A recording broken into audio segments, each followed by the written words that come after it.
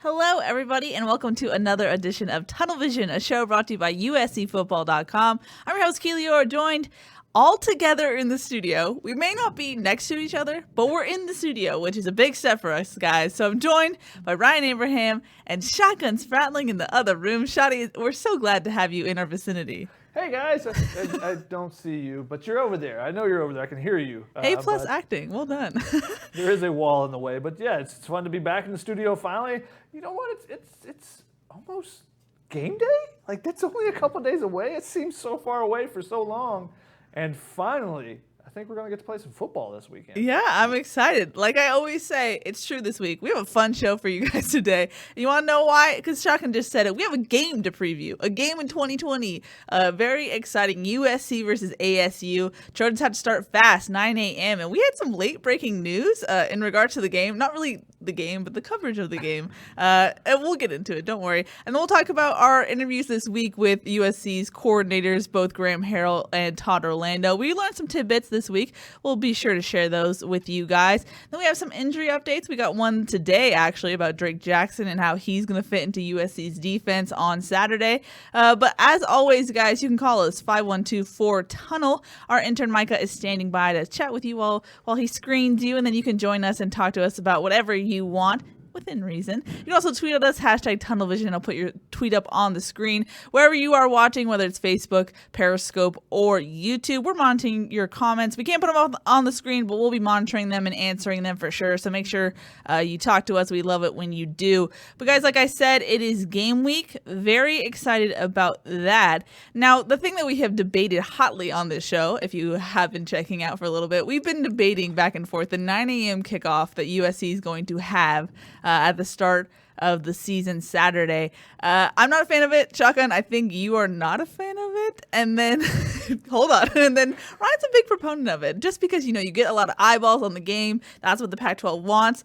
Well, part of those eyeballs is the crew that is talking about the game that's going to preview it. It's a crew of Urban Meyer, Matt Leinart, Reggie Bush, Brady Quinn, and the host Rob Stone. Well, right before we went on air, the New York Post reported a story based on sourcing, so it's not official yet. Apparently, all of those guys are out due to COVID protocols. So the big fanfare they were going to lead in the game with a pregame show, they are out. See, now it's not too bad, I will say, because you are getting Fox NFL Sunday crew filling them in. So you have like Terry Bradshaw, Howie Long. So you get still some names there, but not the crew you were expecting, especially when you get Reggie Bush and Matt Leinart in the Coliseum. That's always much-watched television, so it's a different thing, guys. I guess I'm going to start with Ryan first. You were a big proponent of this. How does your views change at all now that you're not getting the fanfare as much? Yeah, how 2020 is that you can't, like, the crew that's, like, pregame show that's going to be there at 7 in the morning or whatever gets the Rona. Like, what is going on here? This is crazy. I think the important thing is the Gus Johnson, Joel Klatt stuff. Like, you want them to be there. Jenny Taft.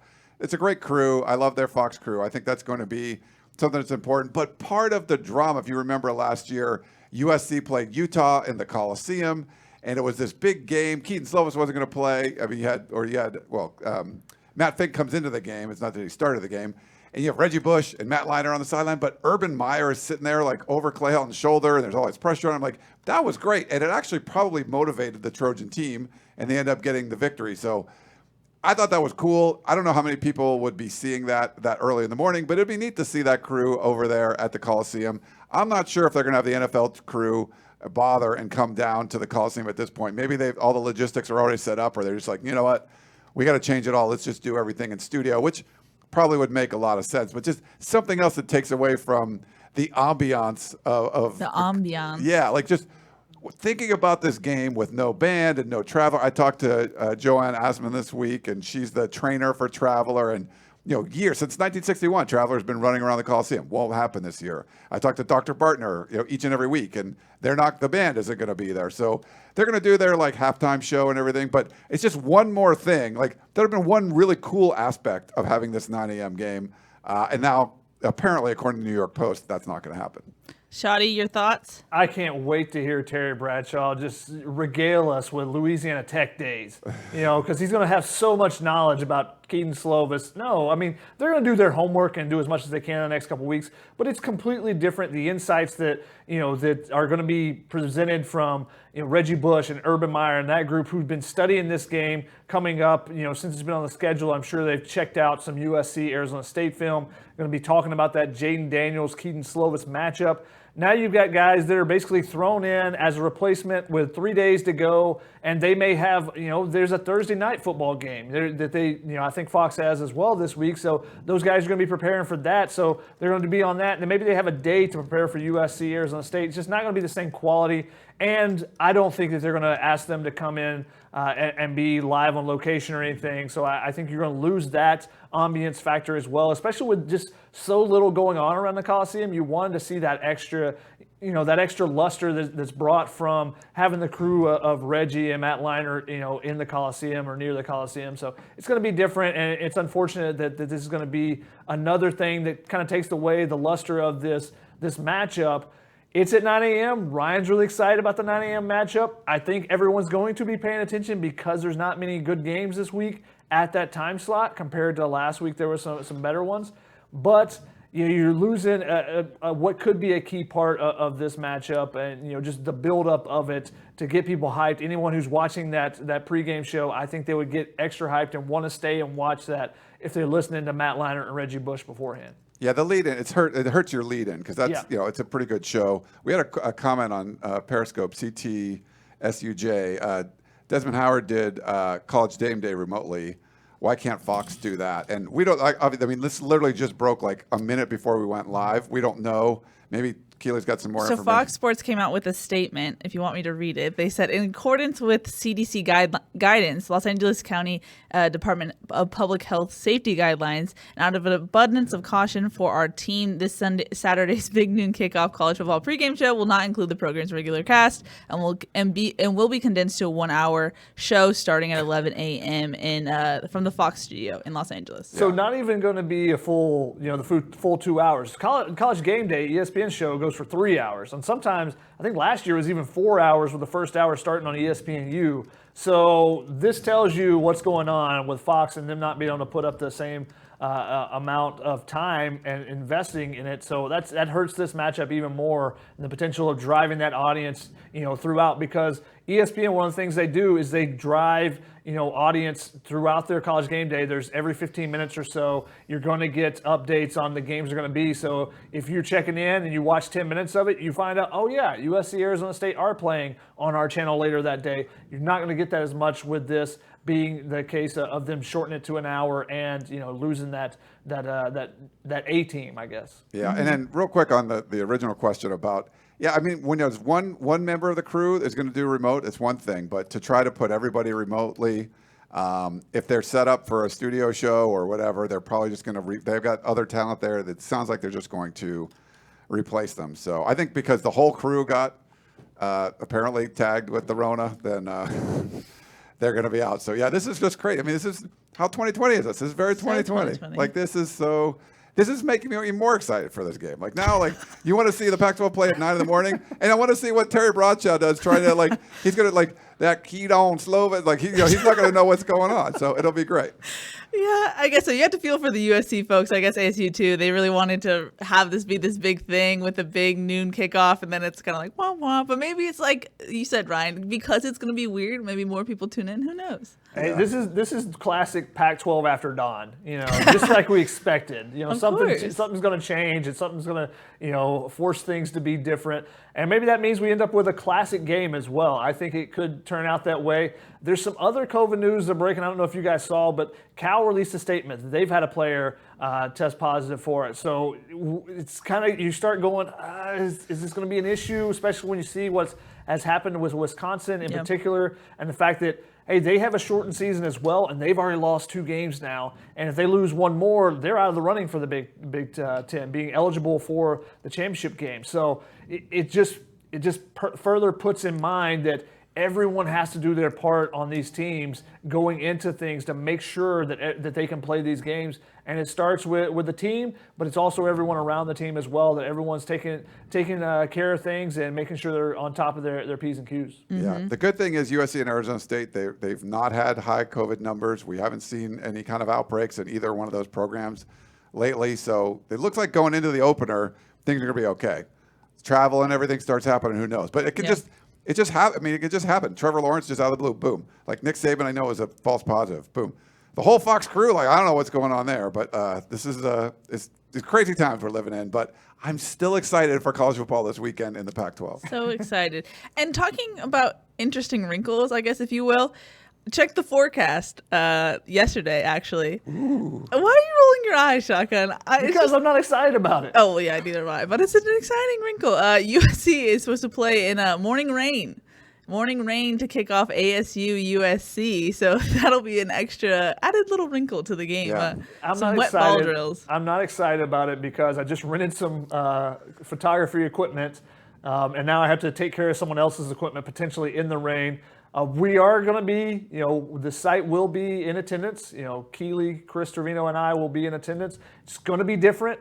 I'm shooting photos. However, I'm 39 rows up in the stand shooting photos. So that's why I'm renting some extra equipment to give me a little bit more length of there. But we'll see how things change. Obviously, if you do have wet ball drills and have to do that, I think you have to say that USC probably has an advantage there because they get a little bit of rain, whereas you don't really get that much in the desert at this time of year. So I don't know they've been practicing too much out there doing those type of drills either. True. Yeah, and then you got, so just so everyone know, I'm normally at all these games. I'm not going to be there limiting our credentials, so I'm going to let Keely and Shotgun and Chris go. But yeah, you guys are going to be outside exposed. So the rain and everything, everything's got to be open. Chris is going to be on the roof. Shotgun's going to be in the stands, essentially. This is weird. And that the Pac-12 won't allow regular reporters onto the field. Keely's normally on the field shooting video. Only these pool photographers are allowed in there, like AP Getty and USA Today. So those are the only people allowed by the Pac-12 down on the field. So definitely going to be different the way we're covering this, but we will have people in attendance. I'll be at home, probably breakfast burrito and a mimosa, watching, tweeting about the game, putting up some stuff. So yeah, so check it all out. I'll try to do something maybe on this, a special tunnel vision at halftime. I'm going to set something up. That could be a fun thing to do. From my couch. We can, get everyone on. We can discuss what's going on. We might just do it on one of the platforms. I'm not sure if we'll do it on all of them, but whatever. We'll discuss what's going on in the game at halftime. I think that'll be fun. Fun times. See, and the thing is obviously I would love to be on the field and have as much access as possible. But you also have to wonder, just given how weird what happened with the Fox group, maybe this is why you have those protocols in advance. You don't want Reggie Bush dapping up someone and then suddenly your season's over. Maybe it's good to have some separation just because it's such there's no margin for error really with this season to play 7-in-7. But let's get to some actual football, shall we, gentlemen? Let's start with ASU's offense. We got to talk to USC's defensive coordinator, Todd Orlando, this morning, and basically asking him, how are you preparing for this ASU offense, given that your USC's defense hasn't played Jaden Daniels yet? They have a new offensive coordinator, and ASU is losing a lot of talent. So how do you prepare for guys you haven't really seen get a lot of playing time? Ryan, actually, I know you're the Pac-12 whiz over here. You look confused by that. Sure. You do the Pac-12 Podcast of Champions yes. podcast. I'm trying to hype you up, and you're not letting me do it. Plug. See, there you go. What is your read on this ASU offense? Yeah, so you bring in Zach Hill from Boise State. They're probably going to incorporate more tight ends, even some fullbacks into the offense. I think it's going to be something that's going to help Jaden Daniels. He's got a group of young receivers. Frank Darby's going to be there. He's a senior, but losing guys like Eno Benjamin and Brandon Ayuk, they're going to have a repurposed, really offensive line. They bring in some transfers. They lost a bunch of guys from last year, but they had their best recruiting class as far as wide receivers go in their history. Jaden Daniels is the highest recruited quarterback that Arizona State has ever signed. They're really excited about him. We talk about Keaton Slovis from year 1 to year 2. Same sort of thing. And I know it's a new scheme, and we talked about this before, but I talked to Chris Cartman, who publishes Sun Devil Source this week. And really, what happened over the summer was really invaluable for Jaden Daniels and that whole offense, because the coaches were on the field with the players daily. I mean, they had 20 hours a week to work with these guys. Normally, after spring football, coaches and players, no, they can't interact like that on the field. But the NCAA allowed programs to do that because spring practice was canceled. They actually got half of their spring practices in. They got 7. So some of the install for their new coordinators was done then. But then throughout the summer, they're on the field. It's 11-on-11 stuff. You really could go through all the nuances of this offense because they installed everything in spring, and then they can kind of work on it throughout the summer. So when USC couldn't even gather in groups of 10 or more than 12, ASU had their full team out on the field doing work all summer in a time you normally couldn't do. So according to Chris and other people I've talked to at Arizona State, they actually got a lot more work, players and coaches, than they ever would have during a normal season. So I think they're going to, ASU, even though you got a new coordinator, is going to be ready. And I think this is going to be a really dynamic offense. You didn't see Jaden Daniels last year play against USC. So it's going to be a really good test for Todd Orlando. He's a dynamic athlete, and I think USC is going to have to come out and play well, because I have a feeling ASU is going to come out guns blazing. And USC has better talent, but USC has to be ready to play. If they come out slow, I think they get punched in the mouth, and you're going to have to play catch up a little bit. Shuck, and you were in that presser with Todd Orlando. I know you got a feel for what he was saying about how he's preparing. What did you take away from just his whole press conference? Yeah, I think exactly what Ryan talked about, how the time during this offseason, the NCAA allowing teams to do a little bit more than they normally would be able to do. Todd Orlando said, we were actually able to, learn the defense better than maybe we would have previously, because you're having these meetings and you're having them all the time because the coaches aren't out on the road recruiting. They're not holding camps during the summer. So we're really focused on, the install of the defense. Now, the thing that had to change was once camp started, they needed to go run and be physical and hit things and go full speed. And he said he felt like that had happened in the first 2 weeks. But like Ryan said, I completely agree. Arizona State, big advantage with the time that they got to spend on the field that USC was not, because of local restrictions, but also because they got those extra spring practices in. And I think that you're going to see that they're going to have some wrinkles that USC is going to have to adjust to. Todd Orlando talked about how, their first 10, 11, 15 plays that they have, they're scripted. They're going to look super crisp, Arizona State that is. How do we adjust to that afterwards? That's what they have to figure out. If Arizona State goes down and drives down the first drive, hey, it's okay. What adjustments can you then make, and how quickly can USC adjust to what Arizona State's doing?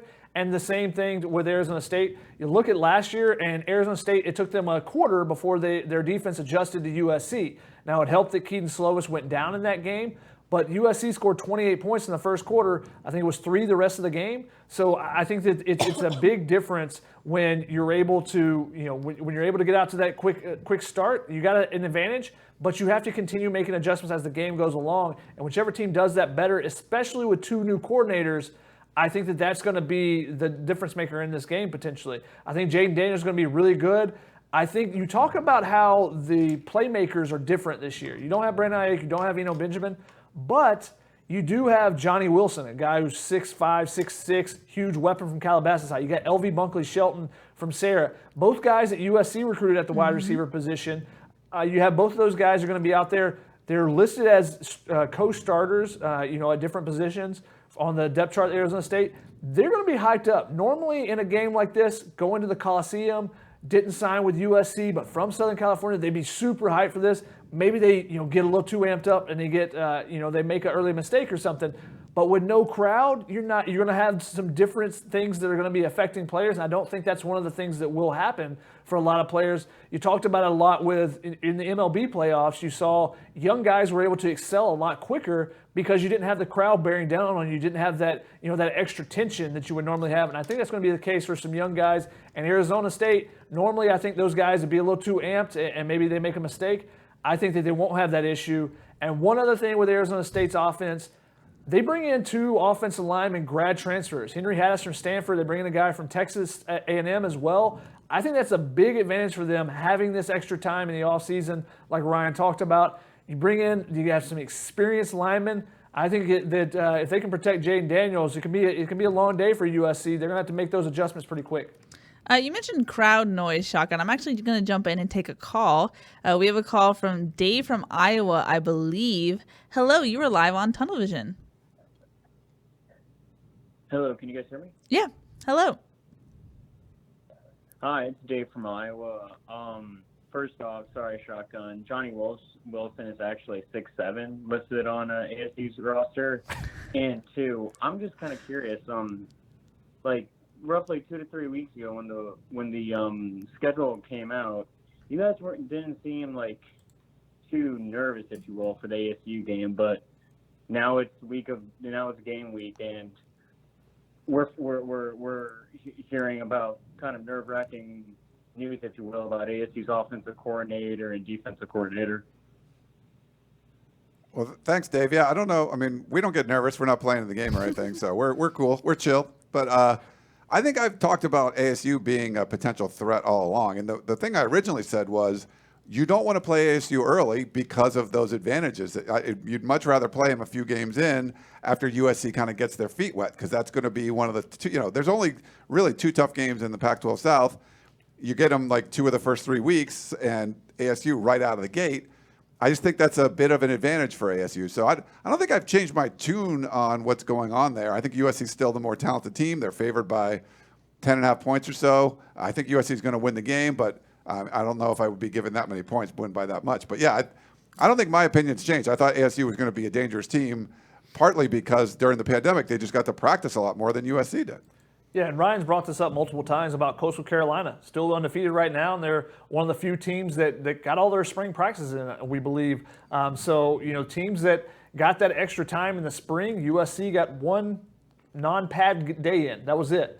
And then obviously everything kind of shut down from there. Arizona State getting 7 practices in, and especially when you're implementing new defense and new offense, those are crucial. And then that extra time that they were able to spend on the field this summer, I think those are real big advantages for them. And we said from the beginning, going to be an advantage for them, and they're a team you want to avoid early in the season if you can, because of that potential. I think with USC, I think one of the things that give them, that you think that there's a great opportunity for them to overcome that is that they're implementing a new defense, but they have a ton of veterans on that defense. You feel confident that those veterans, have seen enough that they'll be able to make adjustments on the fly just within themselves. They don't have to wait on the coaches to then make the adjustments. I think you have guys like Isaiah Pulamau and Talanoa Hufanga in the back end being able to point out things to everyone. That's something that Todd Orlando talked about today. He said that the group that's probably been the most impressive for him has been that safety group, because you have so much experience back there. They're mature guys, and they'll be able to help out with the young guys, be able to take the young guys under their wing and say, hey, this is how we do it, or hey, look, this is what happened on this play. Here's how we can make an adjustment before the coaches even get to them.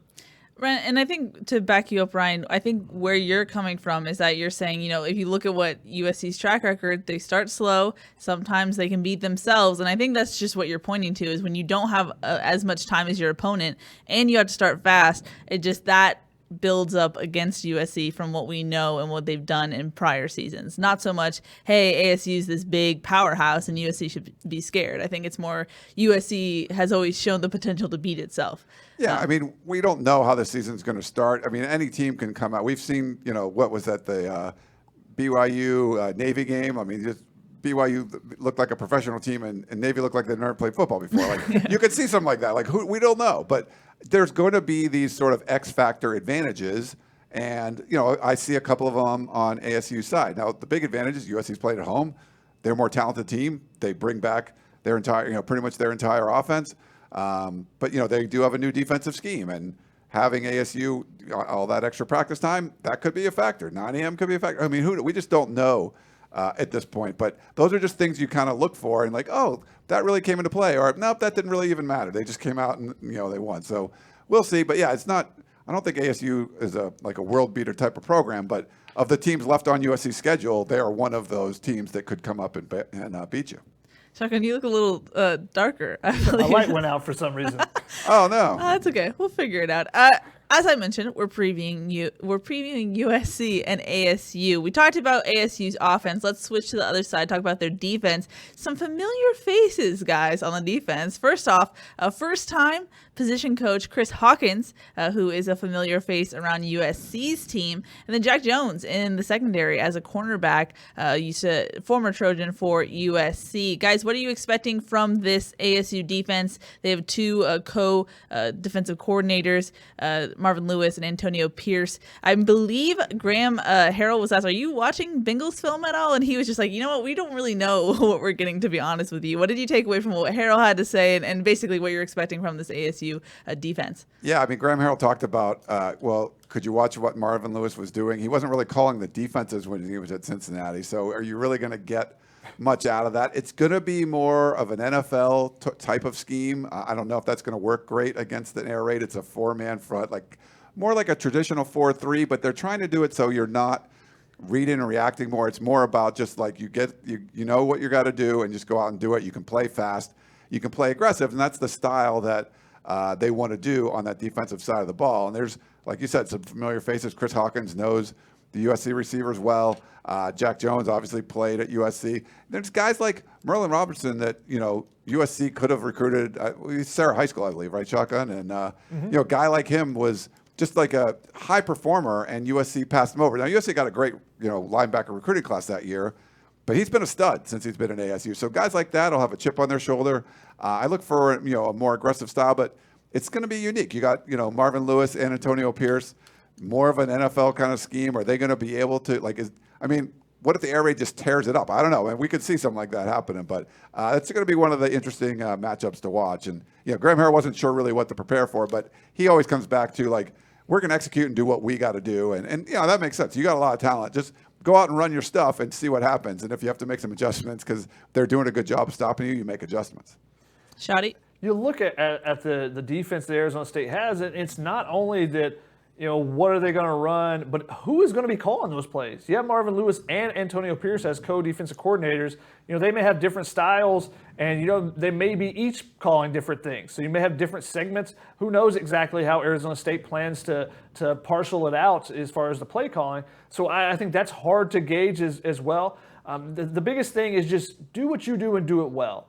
And USC's offense isn't super complicated, so that's what USC is going to come down to. Can Graham Harrell, can USC's offense do what they do and do it well? Can they then make adjustments when they see what Arizona State is doing? I think that's the biggest thing. With what we've seen in the past, Graham Harrell has made some great halftime adjustments. You saw that in the Notre Dame game last year. You've seen it in a couple other games where they make some adjustments at halftime. But can you do it faster this year? That's going to be a big question, especially opening game of the season. You don't want to fall behind by a couple, 3 touchdowns against Arizona State when you know they have a talented quarterback like Jaden Daniels and a good offensive line with a new defense. There's some question marks there. You don't want to put trust in, hey, we're going to be able to come back with our offense in the second half. Make adjustments quicker. And one of the things Graham Harrell said is that's something you'll see more in the second year of this offense is because now the players know where they are, but also where everyone else around them on the offense is supposed to be. So they should be able to help make those adjustments a little bit quicker. So that's something I'm going to be watching for is how quickly the adjustments are made. Unfortunately, being 39 rows up, I won't be able to hear the sideline conversation. That's one of the things I'm always kind of interested about and looking forward to as I'm walking behind the sidelines and stuff, going from end zone to end zone, is hearing the tidbits that you hear on the sidelines. But we won't get that. But it'll be interesting to see what kind of adjustments they do try to make. And I'm excited to see how this offense does in year 2 with Keaton Slovis. If they can keep him upright and healthy, he's already getting, just today, Pro Football Focus put out that he's the likely number 1 pick next year. That's high praise already. So you're looking at a player like that, and we've heard nothing but rave reviews from him, from his teammates, and from the defensive side of the ball, talking to Elijah Griffin and Chris Steele, talking about how Keaton Slovis, they can play perfect defense, and he's still putting balls where only his receivers can make plays. So looking forward to seeing what this offense looks like in year 2. Now for USC, not necessarily ASU, but one of the unknowns, the more unknowns, is just special teams, because that's not something that guys like to talk about a lot over Zoom, and we can't see it. Coley White on YouTube said, any word about special teams? Is this a strong or unknown quality for the Trojans this year? I think it's going to be a lot stronger. Sean Snyder's coming in. They always had talent around, across the board. You got like 5 guys on scholarship that are specialists. I think you have a really, solid snapper that just doesn't make mistakes. You got a punter with all the potential in the world. You got a couple good kickers, and Chase McGrath has already made some really clutch kicks in his career, and great athletes that can return the football. I think you're going to see some of those big mistakes being avoided. I think there's still going to be a big play potential, like we've seen from USC special teams in the past. But you take away, I think the ceiling might raise a little bit, but you're also raising the floor. Like there was a big floor for USC special teams where all these hidden yards were getting lost, just not covering kicks, punts, whatever it was, making mistakes, fumbling, penalties, wearing the same number jersey. Like there were so many special teams mistakes, not having enough people on the field. I don't think those are going to happen anywhere near the rate that we saw last year. So when you have the kind of talent USC has, it's not a very difficult schedule. I just feel like special teams is either going to be neutral or a positive, as opposed to mostly having been a negative the last couple of years. Shotgun, I feel like you pained yourself knowing the ins and outs of USC special teams the last couple of seasons. What's your take? Do you think you will experience more pain this season, or will it be an easier watch for More you? pain. I don't know that I've gotten the title as like the special teams reporter or something. I don't know that I'm necessarily. I think maybe I pay more attention because I have to chart all the plays and just looking at who's being used and who's not. The biggest thing is just, can you take away the simple mistakes? Can you get 11 guys on the field? And Sean Snyder was asked about that in the first time we talked to him. And he basically said, yeah, that crap ain't happening here. That's basically what he said. So USC is going to, if they eliminate the dumb mistakes, they eliminate the easy to fix mistakes, then I think you just elevate the special teams and you take away those big mistakes from them. The kickoff return for a touchdown, the kickoff return nearly for a touchdown against Arizona State last year. Right, USC's dominating the first quarter, and suddenly Arizona State gets the ball inside their 5-yard line. You can't give them momentum like that and let them back in a game. And you saw things change when USC maybe could have just blown them out so early, and then they would have just lost all their confidence to continue to play. Those are the type of things that I think you're going to eliminate this year. Will you have as many spectacular plays? I think that USC has the playmakers, and we'll see if Gary Bryant gets healthy, if he can be a special returner. Sean Snyder has had several special returners during his time at Kansas State, and several of them have been freshmen, from Tariq Lockett, who's now killing it with the Seahawks, to some of the other guys they've had, have done it from their freshman year. He knows how to identify those type of players, so maybe Gary Bryant can follow in that lineage. But I think that you're just going to see, like Ryan said, the floor is going to raise. If you take away the bad plays at the bottom and you just get back to average on your bad plays, then I think that this special teams group can be special again instead of special. So I think like a guy like Ben Griffiths, we saw booming kicks last year. I think you'll see more consistency this year. And if you get more consistency and eliminate the bottom tier that USC had on their special teams in the past, I think the special teams looks a lot better. The comment section loves having little jokes about special teams. Truck Ranger says, can we get 11 guys running in the same direction? And 1960s kid said, so you're saying there won't be 2 number 7s on the opening kickoff? If that happens 2 seasons in a row. That was a 2020 play that happened in 2019. Yeah, wow. That really was. True. Like I still can't get over that. Like you had this horrible taste in your mouth coming off, 5 and 7 season, right? And the first thing you get to do on the football field is put 2 guys with the same number on. And it's just and eliminate a huge play. Like that was we should have known at that time, like, you know what? Next year, there's probably going to be a global pandemic. We should have known. Premonition. Ahead of his time. No.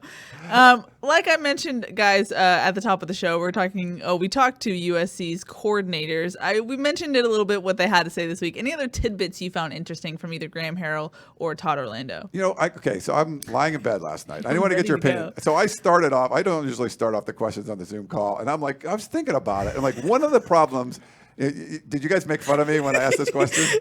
Shotgun, we got on Zoom to do instant analysis, and Shotgun goes, why did Ryan ask that? I don't know. Okay, so I'm thinking I'm in bed last night, and one of the big problems with the USC defense last year wasn't just the points given up. And we talked about this on the show. It was they would give up like 4 first downs on a drive, and then maybe a team punts and USC gets the ball inside their 10. So it wasn't necessarily giving up points, but there would be a 3rd and long, and they wouldn't give it up. And I didn't know the right way to ask, but I wanted to see, hey, is there a philosophy of it's not just about keeping teams out of the end zone? It's really about, hey, we want to limit, the time of possession that a team has.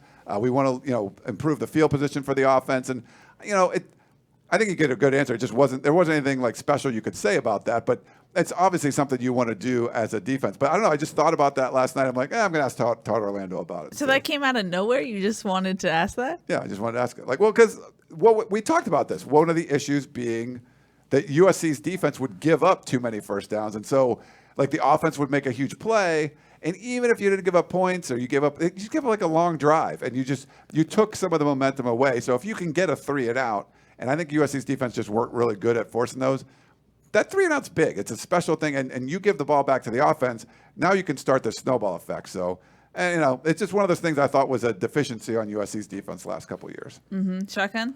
I don't know, just hearing the question, we're like, what? Ryan came up with a very in-depth, in particular question. We're like, is Ryan writing a particular story about this, or what's going on?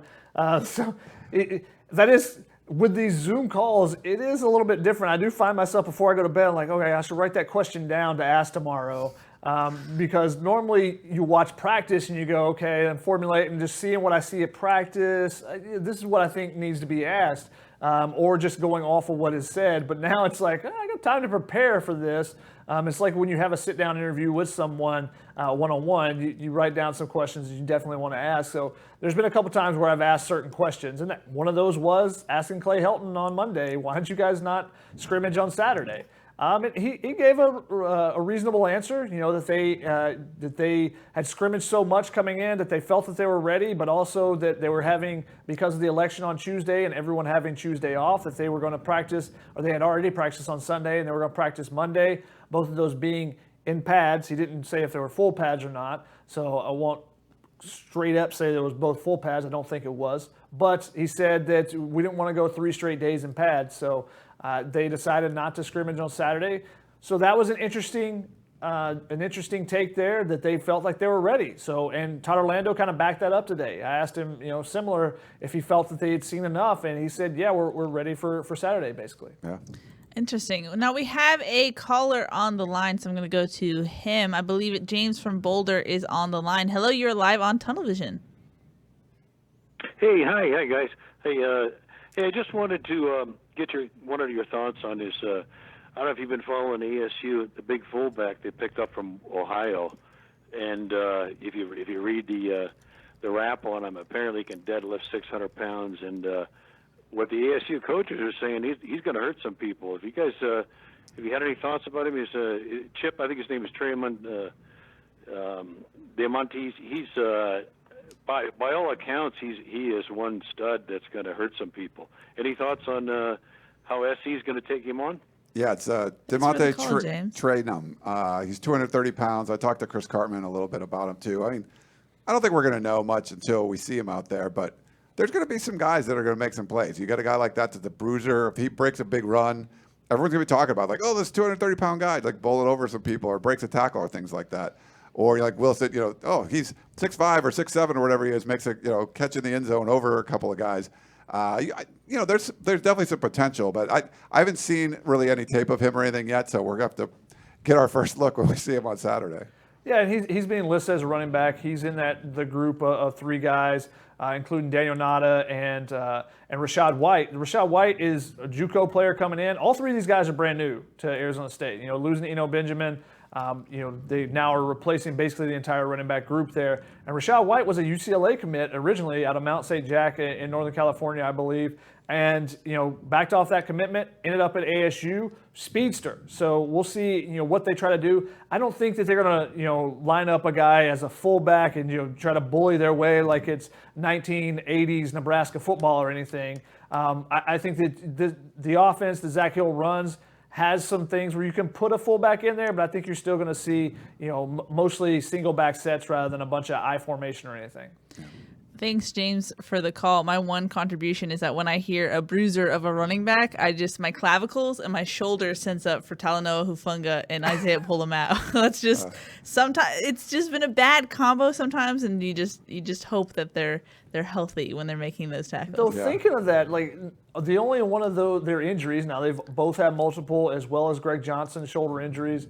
But the only one that was actually suffered by a running back, as far as I can think of off the top of my head, was Ronald Jones actually breaking Isaiah Pola-Mao's shoulder his first camp in fall camp and having him be out for the season. So it's been more tight ends and just landing wrong and stuff. I believe the Talanoa Hufanga Oregon State game, he came up on a blitz and tackled a running back. Is that Jamar Jefferson, or I don't remember. I think that was like 2018. It was his first season, I believe. So Okay.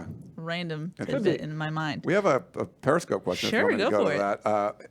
Hey guys, Dijon Dayon from Victoria, British Columbia, Oh, Canada. exciting. Love the show. Thanks for the international question. International. They got the internet there in Canada, right? Oh, that's cool. That's awesome. Does SC establish? We can't talk trash about UC what America's doing right now. But Yes, does Canada. SC establish a run game? So pretty simple. Do you think they're going to establish a run game this year, Shoddy or Keely? I mean, I think it starts with the passing game, and you're going to pass to run a little bit more. They need to do more in the running game. Obviously, if you do more, then you eliminate those drop 8 coverages that gave USC some trouble. I think Keaton Slovis and Matt Fink both adjusted to those coverages as the season went along, especially Keaton Slovis. But you want to eliminate those just because it's extra defenders that you have to deal with when you're passing, where if you can run the ball 5-6 yards a carry, then teams can't do that.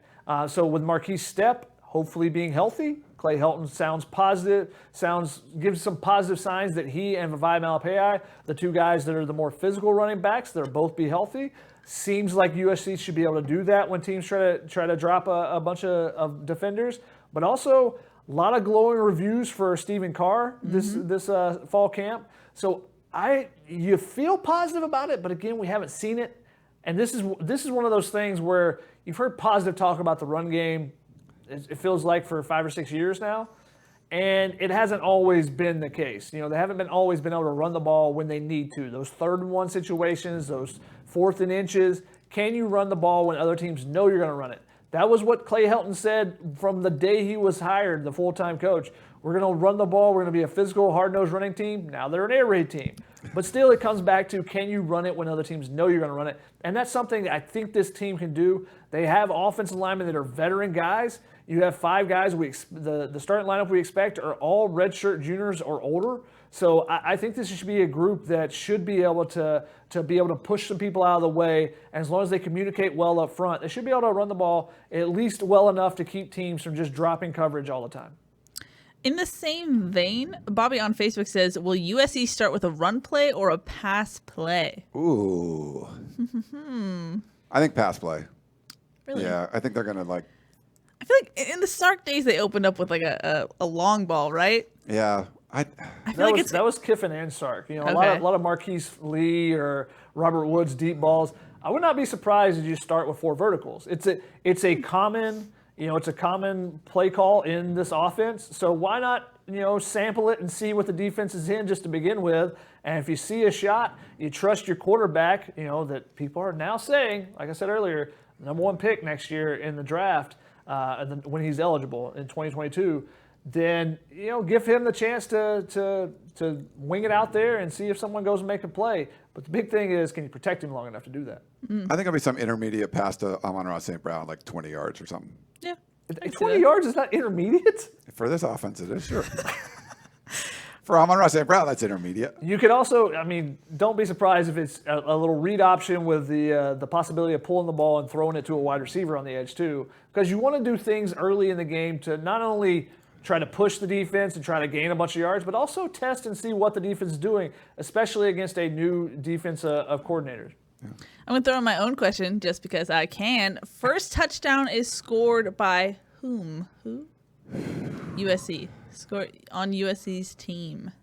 That's a tough one, but I'm going to go with Amon-Ra St. Brown. I think he just does so many unique, dynamic things that I think he finds a way in the end zone. If they want, they can give him the ball in the backfield like they did last year at times. Yeah, I think we just went to a Thai restaurant and Shotgun ordered the pad Thai, so now I can't order it. I'm going to go What is this Stephen Carr. analogy? Yeah, it's just like he picked Alvin St. Brown, who I was going to pick, but now I'll go Okay. Stephen Carr. So I think I was really impressed with what they said about him when Mike Jenks said he added 6 inches to his vertical leap. I mean, that's explosiveness. So if he's back like that, we haven't got to see him in practice. If he's back, I think he might have like one of those, like they're at the 15-yard line, they toss it to him and he runs it in for a touchdown. So let's go Stephen Carr. Interesting. I'm going to go for maybe a younger wide receiver, maybe a Drake London or a Brew McCoy. Oh, Brew McCoy, wow. Hey, you never know. Whoa. Just something spicy. That is a little Started. spicy. I think Graham Harrell will try and come out with some spice. Do you remember like when we all thought Devin Williams would have like this, like we were like just waiting for him and it's never worked. Every time they tried to run a play for him, it just I wouldn't put some work. bad juju on Brew McCoy right I'm just saying, like, remember it was a hard time incorporating him early on, and now he's at Oregon. But yeah, so I don't know. I'm not the way putting bad Graham juju. Harrell talks about Brew McCoy, Oh yeah, and he's too physical. I don't know. I told you on multiple platforms, buy stock in Brew McCoy. That's what I got to say. gotcha. Shotgun, you look like you want to say something. I mean, I have been on the Brew McCoy train since high school. I think he's such a dynamic weapon as a physical player, and I would still love to see him a couple plays on defense. That'd be my opinion, but I would love to see that. I just think that there's so many offensive weapons, it's hard to say who it can be. I mean, it could even be a tight end. Huh? No. What is that? What? Yes, it still could be a tight end. I think that maybe you see those guys get incorporated in the offense a little bit more, and those are the guys the defense is not going to be keying on. Defense is going to be like, Tyler Vaughns, Amon-Ra St. Brown, Yeah. Drake London, this Brew McCoy guy, he's huge too. Oh, their running backs are good. Wait, there's Eric Cromenhook going wide open over the middle. Did anybody guard it? I thought you had him. I didn't think he was going to catch the ball. They never threw the ball to him before. Why would they do it now? So maybe you see a tight end slip one in there and just surprise everybody. True. You never know. That's And my long shot pick. That's a good problem to have if you're USC. Too many weapons to choose from for the first touchdown. Before we go into questions, and I'm about to jump into it very soon, just injury updates. We will talk to Clay Helton tomorrow. So if he doesn't give us a long list, I will be asking for a long list of injury updates before we head into the season. Also, USC should be releasing captains and a two deep on Friday. So stay tuned for that as well. But as far as injuries go, the only ones we have like concrete info on, as Shotgun mentioned, Marquise Stepp is doing better, as well as Vavai Malapai. I believe he said he expects Marquise Stepp to be at least in the conversation on Saturday to get some playing time. And then I asked defensive coordinator Todd Orlando about Drake Jackson today, and he said that he's fine. He credited USC's medical staff for getting him back full strength, so he is expected to play on Saturday. Shotgun, you look like you want to add a little tidbit about injuries there. No, I think getting Drake Jackson is really big, and I give credit. I am usually pretty hard on the USC training staff, but give credit to the coaches and the training staff for developing a plan for Drake Jackson, knowing that he had some hamstring tightness and making sure that they attacked it early in camp, took a little bit of time off, made sure that he was healthy to go come opening day, because he's a dynamic piece in that defense that Todd Orlando can do some different things with. Todd Orlando talked about him today and said he was playing at 270 pounds last year, and that was just too heavy, in his opinion. You know, he thinks at 245, he's still just as strong as he was last year from, seeing what I'm sure that there's measurements and stuff on his bench and stuff and all that. But he said he's more explosive. You can see the explosiveness, and he's faster, and speed is what is going to play in this defense particularly. And I think that he can do some different things, dropping in coverage. You saw the hands he has last year in the spring game, making the one-handed interception and taking it to the house. I think that he can do some different things and be a valuable piece that can give opposing offenses a lot of trouble, that they have to plan for a lot, and then open up things for guys like Palia and Itiote and some of the other guys. Mm-hmm. Alrighty, as promised, we're going to jump into questions. If you have one while we're going through it, it helps if you put like question and then put your question. I can see it faster. First up, Jasper Smith on YouTube says, which cornerback will be the lockdown corner for the squad this year? Ryan, you want to go first? I'll go Elijah Griffin. I think he's going to be the lockdown. They're going to do like the whole boundary field corner thing, so it's not like he's going to be moving around to cover specific guys. They're going to use it more by position, where one guy being more in space, one guy being more like closer to the action in the line of scrimmage. But I think if you're going to have someone getting locked down, locking down some people, it's going to be Elijah Griffin. I believe it's going to be the field corner, if I'm not mistaken. Yeah, Elijah is going to have to cover a lot more space. He's going to be out as the field corner. He's going to be asked to do a lot. He's going to be put on the island at times.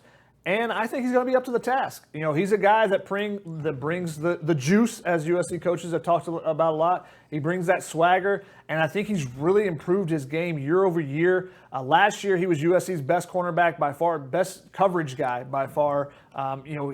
Teams didn't completed less than 50% against him. He was really good. And the only thing and I think where he can take his game to that next level is he hasn't created any turnovers in the past. And I think he's a guy, if you get the ball in his hands, he can do some dynamic things. He's in the mix as a kickoff returner right now as well for USC. But we saw from high school as a receiver and a returner that put the ball in his hands and he can make some guys miss and turn an interception into a pick six. He's that type of player. I think that's the next step in the evolution of his game. I'm excited to see him and what he's added to the game. I will ask you guys, though, how do you feel about the boundary and field cornerback versus left or right, or versus, hey, this is your matchup, you go, shadow this guy wherever he goes? I'm not a huge fan of boundary and field just because, especially now with the tempo that teams try to go with, you can get some confusion and your guys don't get out to guard the side that they're supposed to be on necessarily as quick based on where the ball gets spotted and lined up at. Yeah, it's interesting because you could have that switch between hashes, and then you got guys like swapping and stuff. I always liked when you have, okay, that's your best receiver, that's your best corner, kind of line them up there. But Todd Orlando knows way more about defense than me, so it'll be interesting to see. But yeah, it can cause some issues. I think when Oregon was running the blur and stuff up there, and they were doing different things depending on which hash they were on. If they were on the hash closer to you, they wouldn't let you substitute, made it really hard for corners to switch and things like that. So you can run into some problems doing that. I feel more comfortable doing that with the linemen and stuff and the linebackers based on the strength of the offense. But when you do it with cornerbacks, because those guys, if I'm on offense and I see you doing that, then I start attacking with deep routes 3 or 4 times in a row, and I'll switch out a receiver, whatever it is, so that now Elijah Griffin, maybe in a 4-play span, if you pick up a first down, you go 3rd and 1, you run the ball, but you run the guy off the line. Elijah Griffin has run, 3 20-yard sprints or 40-yard sprints in a span of 3 plays, and now you bring out your speedster out there and put him out there and do the same thing. Elijah Griffin's tired, and the receiver has had 2 plays off to rest. I think it can create a different thing. And if you're running sideline to sideline, that just adds to it. So I'm hesitant, and I'm curious to see how it works because USC just hasn't done that in recent years. Yeah, it'll be interesting. I mean, Dante and Chris Steele and Elijah Griffin said they like it. They said it works for them. So, I mean, we had multiple questions this week. Will Todd Orlando's defense be too complicated? Is that a complication that you're like, you know what? In reality, maybe let's not complicate things too much. I don't know. We'll see. It's one of those things where you just want to watch and see what this defense does. We have a lot of questions. So, Shadi, I'm going to put you on rapid fire specifically. So don't ask any extra questions? Yeah, basically don't become the host. Thank you very much. Jasper Smith also said, which inexperienced player will be the biggest impact this season? I mean, the easy answer is Brew McCoy. I think someone answered in the chat that. So, Ryan, I'll let you have Brew McCoy if that's what you want to do. I'm going to go with Raylan Goforth. Yeah, it's a good call. Heard some good things about him today. Todd Orlando talked about how he's one of the guys that's in the meeting room even before he is, and Orlando's usually there early. Said he recently sent a pick out to the rest of the linebackers because he was in there getting his work in. And he's a guy I really liked coming out of Bosco. I thought he was underrated. He was a former safety, so he has those coverage skills, but he has a fearlessness to go in and hit people at the line of scrimmage too. So I'm curious to see how he does and if he ends up winning that battle beside Pali and Itiote. Yeah. I think he's going to be a big part of it, but obviously Brew McCoy is going to be too. If you're going to go like full true freshman, I mean, Gary Bryant Jr. was the obvious one, but we've heard some good things about Tuli Tuipulotu. Maybe you get some more run from him, so we'll see. That's a good dark horse call, Ryan. Jeff on Facebook said, who will be USC's first 100-yard runner and catcher? I believe it's separately, or you could do both. In one game, it's Stephen Carr, I would say. Oh, you counting combined total yards? That's what I'm saying. There were no punctuation, so we can go either way with this one. The first person to 100 yards, Ryan, you taking that? You could get a receiver get over 100 yards quicker. Oh, is it? Yeah, I don't know if the question. I thought he was talking about one player doing both. It's whatever you want. Like a Christian McCaffrey catches like 10 passes for 105 yards and runs 15 times for 150. But like Stephen Carr is the one that has the potential for that. Amon-Ra St. Brown will be the first receiver over 100 yards. But I think Carr, if you're going to go receiving and rushing, like that could be him. I think Drake London's going to be the first receiver over 100 yards. Okay. Ooh, I think interesting. more than Amon-Ra St. Brown, he gets more deep balls potentially. And especially if you can get him against safeties in the middle of the field, if you're using him inside, you use him outside, some different there. I'm going to just make a guess there. We have Andy just wrote in Periscope Keenan. So, yeah. Oh, dark horse. Keenan Christian. Yeah, I mean, he's got speed. So, yeah. And that's the thing. If you break a tackle and you're gone, remember last year, Amon-Ra St. Brown goes over 100 yards against Arizona State in the first quarter because a 94-yard touchdown pass or something. That makes it a lot easier to go over 100 yards when you get 94 of them in one chunk. Very true. Oscar on Facebook says, does USC have to win every game by double digits to make the playoffs? That's a good question. I would say at minimum, yeah.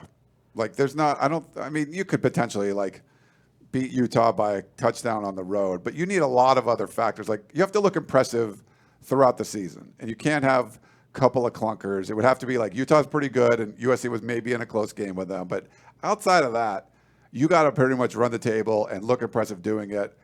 Don't win a close game against Oregon or something like that. You need Oregon to pretty much be undefeated in the North.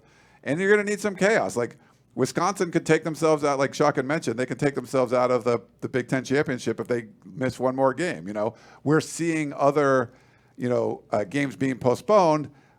Now, those postponed ones because they're in the conferences that started early. Well, you start running out of postponed spots, too. So you need some of that to happen. A lot's got to happen. But I wouldn't say every game by double digits, but, 5 or 6 of the 7 you would have to.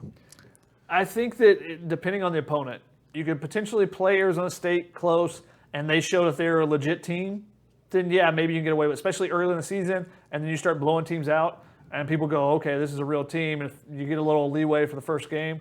Also, if you play a tight game, Oregon's also undefeated, or Washington or someone else from the North is undefeated, Cal, and you play a tight game in the championship game, maybe you get some leeway there. I think a lot of it's going to depend on what happens elsewhere. The Big 12, going in the tank has definitely helped the Pac-12.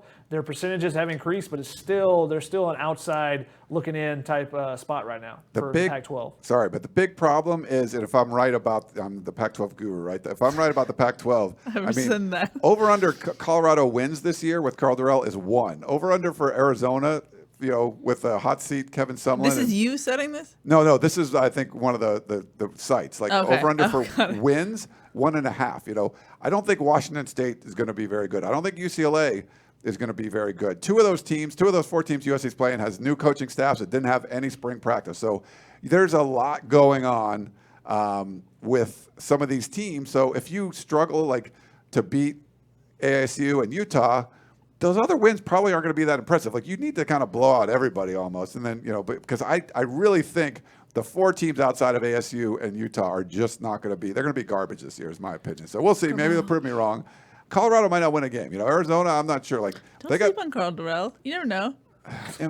No spring practice. You got a safety starting at your quarterback spot. They literally named the guy that was a safety last year as their starting quarterback. They don't have any practice. Boulder couldn't practice for even when they were allowed to. Boulder said no, you can't practice. To have a whole new system and a coach, Carl Durrell, who hadn't coached in 13 years or something like that. He's with the Dolphins. No, but not as a head coach. It's been a long time since he's done that. Just to me, my philosophy going into the Pac-12 this year is anyone that's all new coaching staff, you're just going to be at a huge disadvantage. Washington State, Colorado are 2 of those, and USC plays both of them. Yes. Ryan, you are now in the rapid fire doghouse. Both of you gentlemen are in rapid fire mode. We have a lot of questions to get through. Alrighty. In the same vein, Luis on YouTube says, who is the biggest threat in the Pac-12 for USC? Or just in general? Oregon was picked to win the Pac-12, so how are they not? I'm not sold on them winning the North. There's a lot of teams have a lot of question marks, and Oregon is still one of them. They lost basically their entire offensive line. You lose Justin Herbert. They have recruited really well the last few years. I think they will replace a bunch of guys and do well, but they lost a ton of talent. Similar to Utah, lost a ton of talent. Can you replace it? Same thing at Utah. They lost their quarterback Hundley, but they get Jake Bentley and Cameron Rising. But are they going to can they perform in the field? We haven't seen it yet, so a lot of question marks still. Probably be for me ASU in the South and Oregon in the North. I think Utah's, because they're at home and the last 7 years the home team has won. This is going to be a weird year, but Utah lost enough talent that I think ASU, because it's the early game and because of all the practice and you get them right out of the gate, I think that's probably the biggest threat for USC to lose in that 6-game stretch. We have a question from SNS Productions who says, is this game possibly the most important game of Clay Helton's coaching career at USC? Ooh, that is... I could argue a case for it. Yeah, I think you can. You could, I could. because it really does set the table. If you lose this game, You could spiral. ASU's probably good. Even if you win out, ASU's probably running the table because they get Utah at home. They're not going to lose. The only issue is with ASU is they play Cal in week 2. So they get the worst crossover of all the Pac-12 South teams. Like, they're a good team. They get another good team in the crossover. So there's another potential loss there. But they would have the head-to-head with USC. I do think, like, not winning the Pac-12 this year is like, you could say it's like a fireable offense. You got to win the Pac-12. Oregon's lost a lot of stuff. You're the team that's the most talented. You bring the most back. So yeah, I think you could argue that.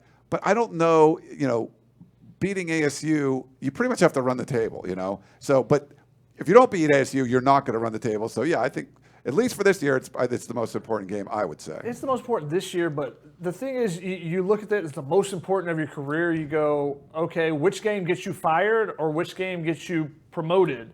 And there hasn't been a game yet that has gotten him fired because they've lost all the games that you go, oh, if they lose this game, he's probably out. There hasn't been, the UCLA game, at UCLA a couple years ago. Oh no, it's Clay Helton. It hasn't happened. You know? So maybe the Penn State game becomes actually his most important game so far because that got him the extension that has gotten him into the place right now where the money was too great for him to be fired last season. Yeah. Hey, real quick, Fowler Mario on Periscope. He keeps putting in. He's like, you guys. He says ASU is going to be much better than you guys think. I'm not. Maybe you hit the Google Translate button or something while you're watching this, but we've been saying they're good. Yeah, we're saying they're good. Like someone was saying, why are you touting ASU so much? You weren't doing that before. I'm not sure what you're saying. Yes, we're saying Arizona State's going to be good. So I'm not. Maybe you're watching a different show and commenting on ours, but we are definitely not hating on ASU. Honestly, I'm surprised ASU is not ranked. Yeah. I think they should be in that 20 to 25 range because there's some teams that aren't very good that are in that range. There's just so many unknowns. True. There's a lot. And some of the people are getting sort of credit. Like Stanford's getting a little bit more credit in the North than they should. They missed a bowl game for the first time under Shaw, had a losing record for the first time. I still think they're going to be going down. I don't think they're going to be bouncing back. That's not an anomaly season. I think Cal going to be getting a bump in the North. We'll see where Washington does. But a team like ASU, people are still picking Utah ahead of them. But I would have ASU ahead of Utah at this point, just with the number of guys that Utah lost. In that same vein, Dakers on YouTube says, what happens if USC loses this first game?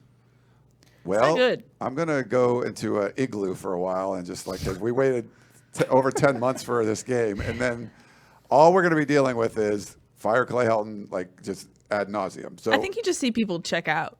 It's such a short season that kind of decides the South unless you get some weird configuration.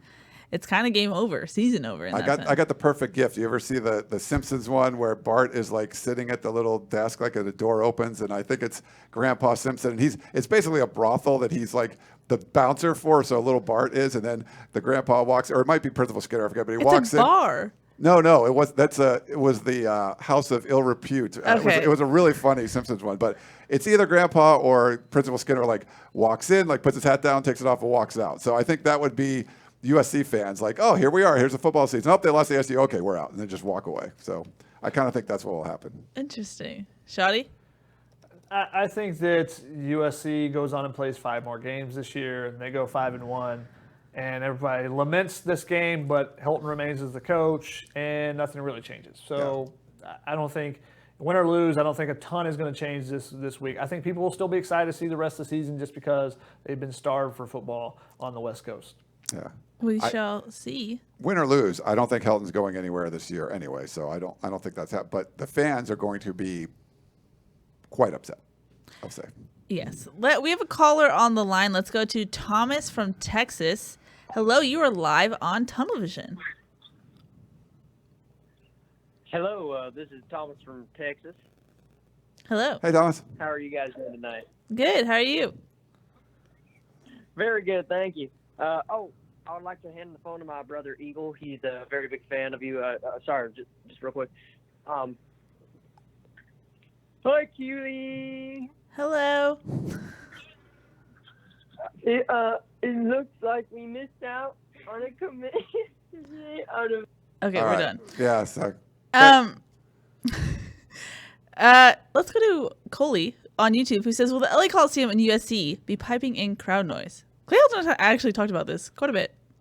Yeah, they're going to be piping in, and that's one of the things that he was thankful for multiple times during the fall camp, is that the marketing people would come in early on Saturday mornings for their scrimmages, pipe in that music to get that feel of what it's going to be like, because it's going to be that empty stadium. And it's going to be a little eerie, I think, to begin with. Yes. It's going to be like bright and sunny, hopefully.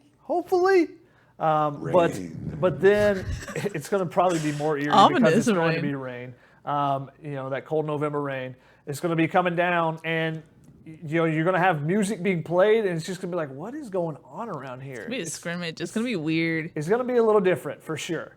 So yes, they have practiced with that to kind of get that feel as much as they can, similar to piping in crowd noise at practice for away games before away games. So they've done that to try to simulate what it's going to be like, but.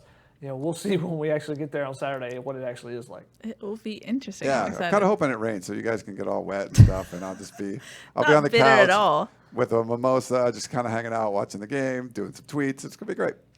We actually have a tweet from Steve who says, "I think elite defensive tackles are a valuable commodity in short supply at the pro level. Does SC have a defensive tackle that can consistently disrupt these next-gen mobile QBs? And will their talents translate well on Sundays?"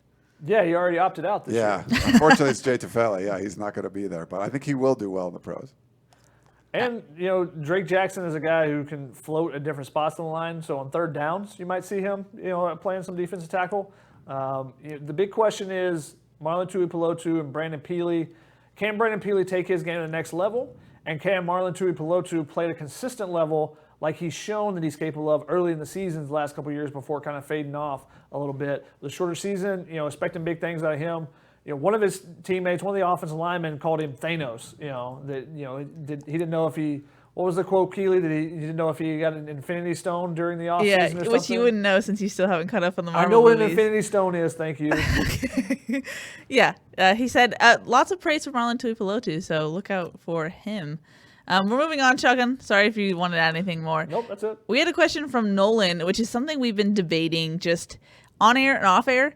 He says, "Do you guys think that the players and coaches are being completely honest about the physicality, or do you guys think they're making it sound a lot more physical to look good for the media?" I don't necessarily, we haven't discussed the last part, but the thing is that we've heard a lot of optimism before and it hasn't really matched up. And so a thing we've debated is, how much do you take this seriously, or do you wait until Saturday to see it with your own eyes? I mean, I could see why Clay Helton would, he would understand that this is like a talking point and it's like, hey, we're going to talk about being physical. But you could have a team meeting and like, all right, we're not going to practice hard, but I want you to tell everybody that we're practicing hard. Like, I just don't think that would go over well. So you're hearing it from the players and stuff. I think you're getting a genuine answer. I can't see some directive coming down from, make sure you tell everybody we're doing lots of full pad practices and tackling and way more than we did years before. I think that would be disingenuous. And I know, Shotgun, you know when you talk to some of the defensive backs, how they really probably shouldn't have shared that it was much different than last year. And you felt that they were being honest about it. Yeah, when Elijah Griffin says, we didn't practice that physical last year, now it's really physical, that tells you something. You could see it in the way he responded to the question, that it is different. Now, is what they're experiencing this year, is that now on par with the top tier teams in the nation? That's still a question. Is it physical like Alabama physical or Georgia physical or Clemson physical? We don't know. Is it more physical than last year? I think yes. I think that, yes, that is true, and I don't think that you're just getting lip service there. I think the coaches feel like there's a change a little bit, and I think the energy that the defensive coaches have brought has led the players. They feel that there's a different vibe there. Now, does that continue if you get smacked in the mouth on Saturday at the very beginning? Big question. That's a big question. And so we're going to take it with a grain of salt. We believe what they're saying is true. However, we're not going to put our stamp of approval behind it and say, yeah, they're definitely more physical. We're going to wait and see it with our own eyes. But and again, I think it goes back to, yes, they're more physical than last year, but are they now in that upper tier of physicality that you see across the nation with the top teams?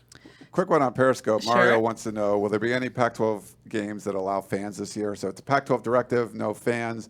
They did come out and say if the local restrictions would allow it, you could have families at the games. And so there will be families in some of those stadiums, not in the California ones, at least the LA ones, I believe. USC and UCLA tried to talk to LA County health officials together. They were shut down. So no fans, no parents, at least for the LA schools. You'll see some families in other schools, but I don't think the Pac-12 would allow, like, say, Utah to have fans and other schools not. So if it can't be across the board, I don't think the Pac-12 will allow fans in general, but families, that's going to be up to each program. Staviticus on Facebook says, is USC going to have more sacks this season? That's an interesting I question. don't remember how many sacks they had last year, but it wasn't great, right?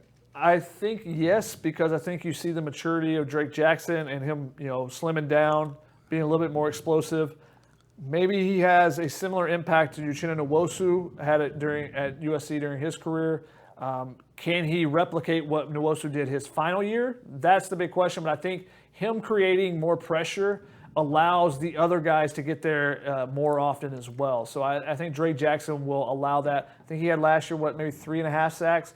I think even in a shortened season that he'll at least get to 6, maybe 7, maybe he doubles it, or he just forces his team to double team him all the time and someone else starts getting those. So I think as a collective group, they'll have more sacks per game, I'll say, because obviously shorter season. Yeah. They were tied for 28th nationally last season in sacks. So it wasn't too bad. Okay. Yeah, it started out 3 each game and then a ton against Arizona 7. So, but it kind of flattened out when guys got injured. Going back to they do again play Arizona this year, though. They do. Grant Gunnell. Coley says, very important question for Ryan. What is the food selection breakfast on game day? Well, yeah. So I love breakfast in general. Man, I made some good fried eggs and bacon and chocolate chip pancakes the other day. But I think for the game, I'm going to go get me a big breakfast burrito somewhere. And like I said, pour myself a mimosa. I don't have to work. I'll just be kind of hanging out watching the game. You are going to be working. Tweeting and posting on the message board. I will be working, on my couch, I'm allowed to have a mimosa and watch the game. Means you're going to get snarky. Watch out for snarky Ryan I'm people. I'm always snarky. Yeah, but it's up a notch. It'll probably get a little bit worse, but I'll probably go breakfast burrito, one of my favorite things to eat. Interesting. Anthony says, do you agree ASU is looking for the deep ball with corners on islands? I mean, they may look for it, and you've got a big target in Johnny Wilson, supposedly listed at 6'7". I think he's more 6'5", 6'6". But, that's an option for them, and I think you at least explore it. The big question is, can they get that run game going? If they get their run game going, that opens up the play action for Jaden Daniels, which then gives more opportunities for man-to-man coverage with the safeties not being able to help out over the top. Yeah, he does throw a really nice deep ball. Yep. We'll see if they need Frank Darby to really be the number one guy because Brandon Ayuk just made so many huge plays for him last year. We got multiple questions about USC's both lines. Anthony says, how do you honestly feel we will win the battle in the trenches? And Truck Ranger said, how do you think the offensive line will do? Ryan, I don't know about you, but I'm more optimistic on the offensive line. I mean, from before camp to the middle of camp, I got a little bit more optimistic. I've kind of stayed there right now. Now I want to see them actually in action. I think adding Andrew Voorhees back and hearing some positive things about him and just the strength that he has, adding him to the line and that experience that he has, that whole group has, I think it's all over 1,200 plays. So besides Liam Jimmons, who's I think total in his career has over 1,200, but the rest of the group on the offensive line have over 1,200 snaps. So you have experience there, and if the cohesion is there as far as communication, then I'm a little bullish on the offensive line, especially compared to where it was before camp. They got a lot of veterans on both lines, and just there's a lot of talent there, And with ASU, with the offensive line, Elijah Vera Tucker coming back is just huge. It's really going to solidify the left side. In my opinion, you got Andrew Voorhees moving over there. He's got a lot of starts. So I'm kind of bullish on them both, too. I like the talent on the defensive line. There's a lot of guys they can go through, and they can mix in some young guys. I'm not as convinced that the young guys are going to work on the offensive line, but the front, the top 6 or so, I think it's solid for USC. Yeah, injuries are definitely a concern on both lines. because I think there's a fall off of talent, even though the coaches have tried to sell it like these freshmen are ready to step in and produce right away. I think there's still a big gap in talent-wise there. Oscar on Facebook says, will the USC defense have 2 or more turnovers? Didn't give a time frame, so I'm going to guess against ASU. In the season, yes, they'll have more than 2. Well, I mean, Yeah, I just don't.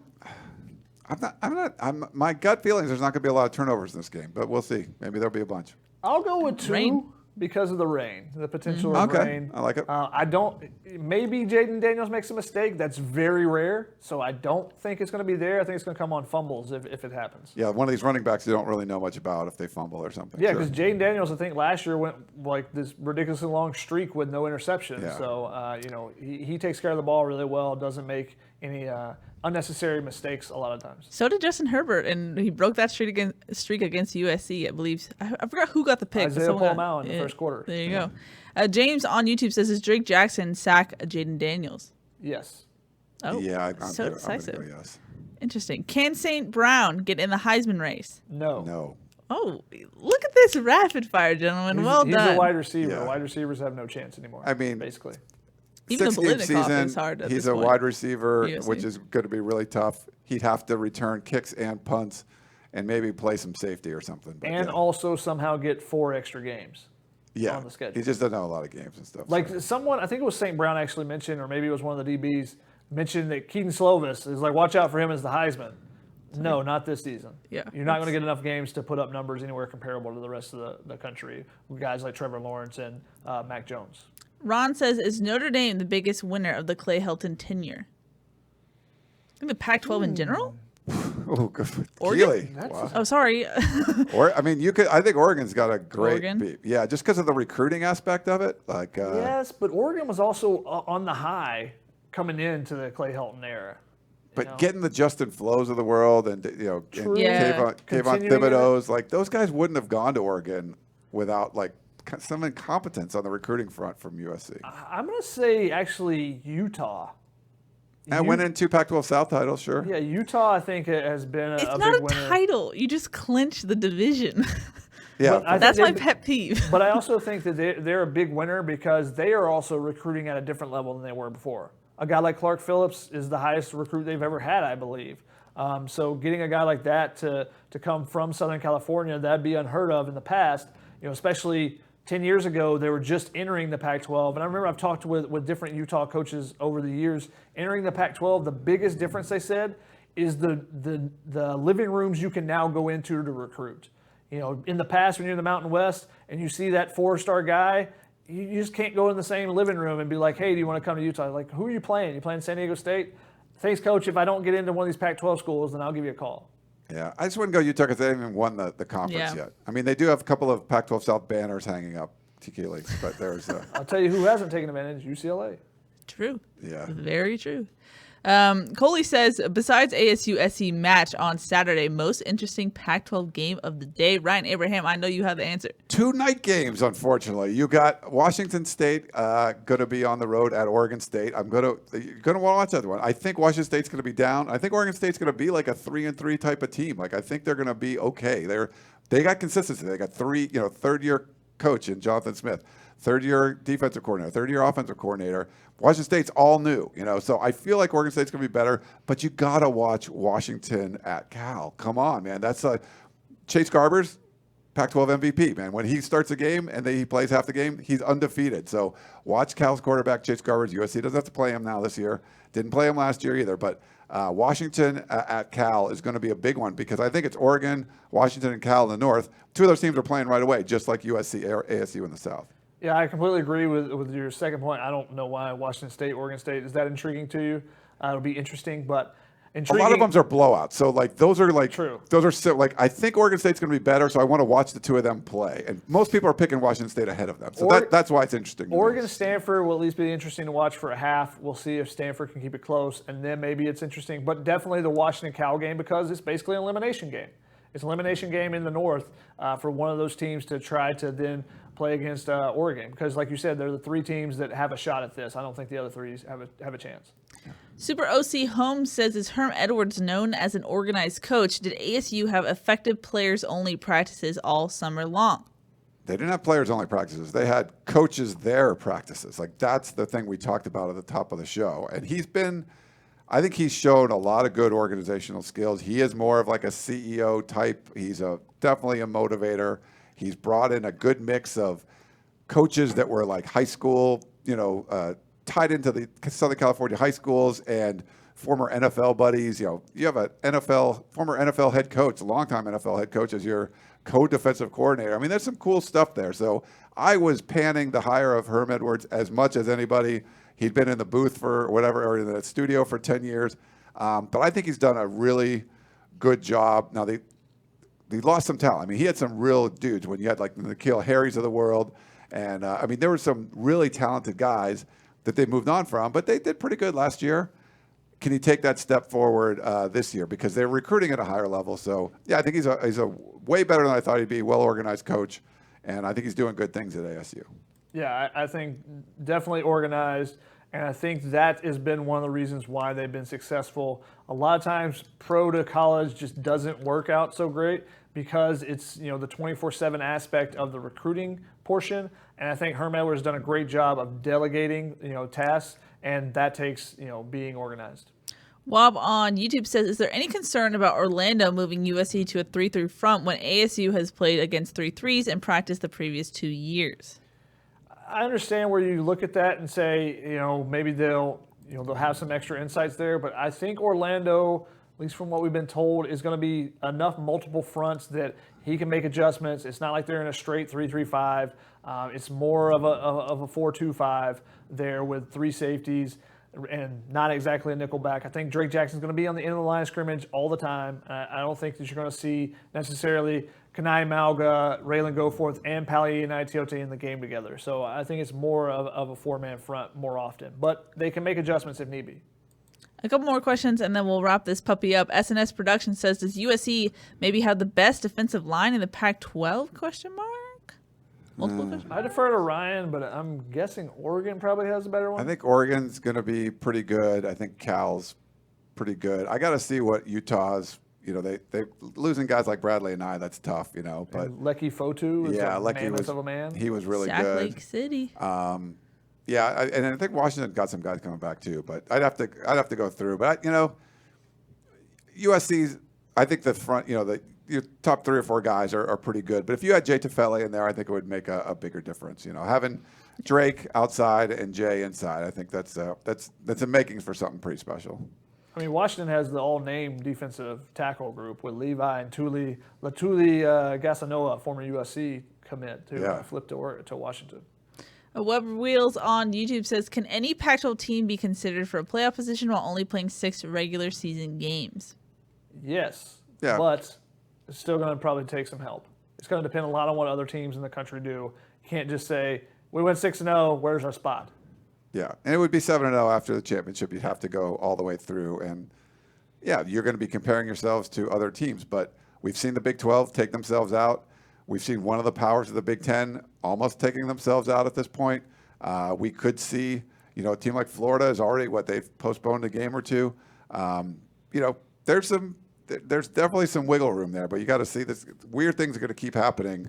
I mean, it's like we're like in January of 2020 as far as college football goes. Like we got a long way to go, so it's going to be interesting. Yeah, the SEC, the ACC, you win and you're in basically. But the Pac-12 with the smaller schedule and just not the confidence in the conference makes it that much more difficult. But there are some positives, particularly a game to watch this weekend. Georgia versus Florida, could potentially is basically an elimination game. Whichever team loses that game, they're out of the playoff. And it's still, the way I've watched Alabama, I don't see either one of those teams right now beating Alabama in the SEC championship. So they would be eliminated as well, the second team. Final question. Jasper Smith, does USC have a number 0 on the team this year? Nope. Womp, womp, womp. Shotgun was so excited for that. Yeah. Who did you want to see? Who did you want to see? Where's Brandon Peely? Yeah, that would be cool. Maybe Keenan Kristen. I feel like that'd be fast, small, swift. It would work. I don't know. 0's too wide for just a straight speedy guy. Sure. He's more of an angled, like a 1 or kind of something like that. Yeah. Well, gentlemen, it's the time of the show. I didn't think this would come in 2020. It's your most dreaded part of the show. Game predictions. Dun, dun, dun, dun. How do you think this one is going to go? Shotgun Spratling. I'm putting my money on Arizona State with an 11-point spread. How about that? Nope. We need scores. I think USC wins this game, being at home. I think the advantage there, even though there's not fans in the stands, but I think it's going to be close. And it should be a really good game, and it may come down to who makes one more play on defense because both these offenses have quarterbacks that are going to put up some points. Yeah, I got USC in a close one too. If I was doing the spread, I would take ASU in the 10.5 or whatever it is. But I think it's going to be more like a 35-31 USC game. But who knows? It's 2020. Crazy things can happen. My history of football scores is bad. I'm going to say USC 42-21. Ooh, blowout city. I think it's not going to look like that until like the fourth quarter. Okay. It's going to be late. So they cover the spread. All right.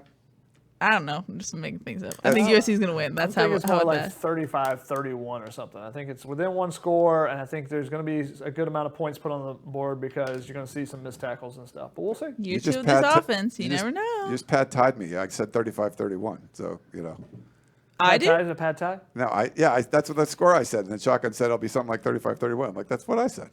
How about something like 35-32, okay, Ryan? All right. like 14-17, something dumb where you're like, oh, and it's pouring down rain and USC wins it with a field goal or something. There's got to be something dumb, though. Like, this can't be the opener for the 90 unless there's something we're talking about afterwards that's super dumb. Like, That's what I'm going to put my money on. Yeah, that there's going to be something super dumb. Like, we don't know what. Pac-12 after dawn will strike, is that what you're saying? Yes, there's going to be something you're going to be like, what was that? Okay. How is there a streaker on the field? No. Yeah. Well, that's concerning. Because, don't want to think about that. Alrighty. Any final thoughts, gentlemen, before we wrap this puppy up? I just can't wait. We got some football coming. So. And by the way, we'll be back Sunday, Tunnel Vision, recapping what happened, our thoughts, breakdown, and we'll hear from Clay Helton right before the show. So we'll give you the latest news and notes. So be sure to stay tuned for that. We're in our regular schedule, Wednesdays and Sundays. So stay tuned. Yeah, Wednesday, Sunday, 7 p.m. Hope you can join us. I know we got a lot of people on YouTube right now. So we had, there's like a whole bunch of people watching live, people on Periscope, people on Facebook. So thank you so much. Where the people are. Yes. We're really happy to be doing this. And I can't tell you enough how awesome it is. It's on your screen. I guess it's over here to me, whatever. Shotgun Spratling is right here. I know, he kept turning and talking to us, even though, he kept doing that. I was like, Shotgun. Yes, no, you did a great job. We could shut that door. He's in the other room, so we're socially distant. But. So glad to have you back in our general vicinity. Hey, when I turn this way, I'm looking at you guys in the shot as well, so it works out perfectly. Really? No? Okay, sure. We'll go with that. Alrighty, that's going to wrap it up. We have football to cover, and I'm excited. Thanks for watching. We'll be back on Sunday. That's Shotgun. That's Ryan. I'm Keely. We'll see y'all soon. Bye. See ya.